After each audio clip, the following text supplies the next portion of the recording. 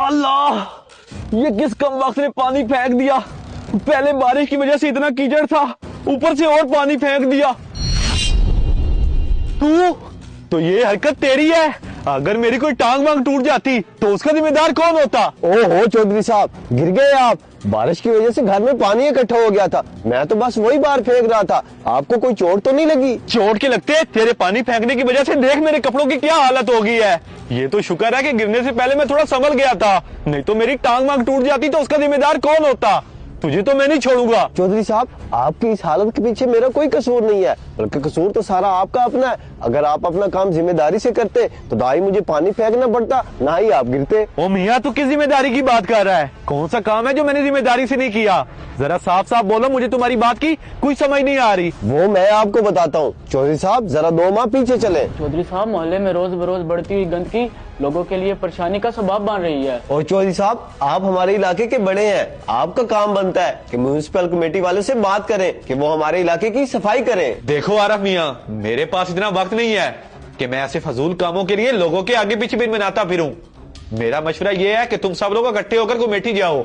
मुझे उम्मीद है वो तुम्हारी बात जरूर सुनेंगे। चौधरी साहब, हम 2-3 मरतबा म्यूनिसिपल कमेटी गए हैं, लेकिन हमारी कोई बात नहीं सुनता। आपकी वहाँ अच्छी खासी जान पहचान है, इसलिए हम आपके पास आए हैं। और चौधरी साहब, आज सुबह ही मेरा बड़ा भाई कीचड़ में गिर गया, जिसकी वजह से उसकी टांग टूट गई है। आप हमारे बड़े हैं, हम इसलिए आपके पास आए हैं। तुम दोनों को समझ क्यों नहीं आ रही कि मेरे पास इन फजूल कामों के लिए कोई वक्त नहीं है।